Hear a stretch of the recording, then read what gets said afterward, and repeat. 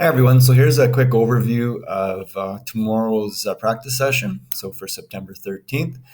So we'll go with the same layout for the first session. Dennis won't be there for the first session. So what's happened is I moved into his puck possession zone. Nick, you can take my stick handling zone from previously. Franz, I'll get you to move into the passing zone, and Akeem will still have shooting. Try and plan on being in this zone with those skill focuses for about the next 3 weeks or so.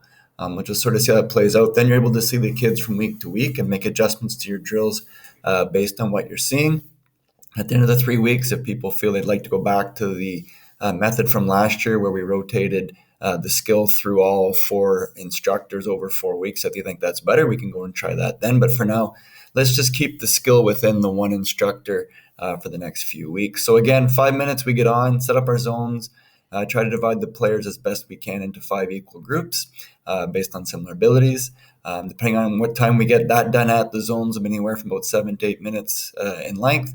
Again, try to design a drill that can be adjusted based on different skill levels of each group as they come through. So just a simple pattern for the younger ones and then more complex for the older. We'll have a goalie in Nick's zone, so they'll be able to finish with a shot there. And of course, Akeem's zone, we'll put a goalie in there for shooting. Again, don't be afraid to work even shots into all the zones, right? They can go through a drill and then finish with a shot because the kids love to shoot.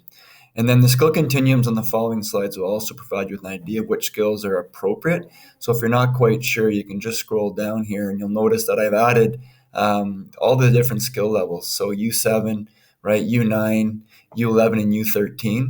These are all the things that those players should be working on and that we hopefully want them to have by the time they leave that age level. So if you're curious about that, you can take a look at those.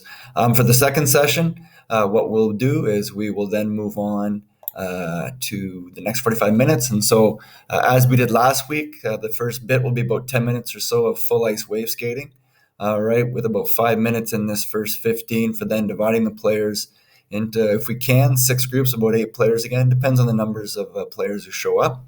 And again, with similar abilities. From there, we'll then move into this ice formation like we did last week. We'll run the 4v4 drill in the one end, whereby the older kids for sure, the idea was that all players on the team must touch the puck before they can take a shot on net. This drill is emphasizing puck control, passing, moving to open spaces, and defensive positioning. And then on the other side of the ice, we'll have our skill instruction. So we can have our groups again lined up doing skating wave instruction at that end. Each one of the groups will then get a chance, about 5 minutes or so, to play the 4 versus 4 game. So again, if you have any questions, please let me know and we can tweak and adjust as needed. So hope you enjoy the rest of this beautiful looking Sunday. See you tomorrow.